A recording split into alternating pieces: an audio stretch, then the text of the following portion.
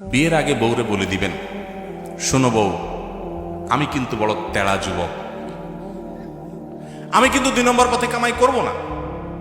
অতএব অন্য মানুষদের বউদের মতো সকাল বিকাল শাড়ি পাল্টাবা আর 3 পিস পাল্টাবা, মার্কেটে যায় কেনার পরে বলবা শুধু কার্ডের ঘষা দেন আর বিল দেওয়া হয়ে যাবে, এগুলো কিন্তু আমার দ্বারা হবে না। আমি কিন্তু হালাল খোর, আমি হারাম খোর না। বলা যাবে না ইনশাল্লাহ? হবু বউরে বলে দিতে পারবেন না?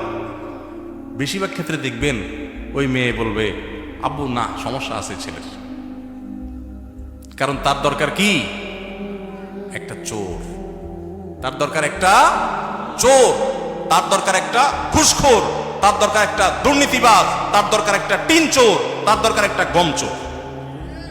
সে সৎ মানুষ পছন্দ, আপনি সাথে সাথে সেজদা পড়ে যাবেন, যাক একটা চোর প্রিয় মানুষ থেকে আল্লাহ আমাকে মুক্তি দিছে। একটা সৎ মানুষ খুঁজবেন, চেষ্টা করা যাবে না ইনশাআল্লাহ। অসৎ হওয়ার জন্য যোগ্যতা লাগে না, অসৎ হওয়ার জন্য যোগ্যতা, চোর হওয়ার জন্য যোগ্যতা লাগে না, সৎ হওয়ার জন্য যোগ্যতা লাগে। সৎ হওয়ার জন্য মেরুদণ্ড শক্ত থাকতে হয়, হিম্মত থাকতে হয়, সৎসাহস থাকতে হয়। বাবাকে বলতে হয়, বাবা আমি চুরি করব না।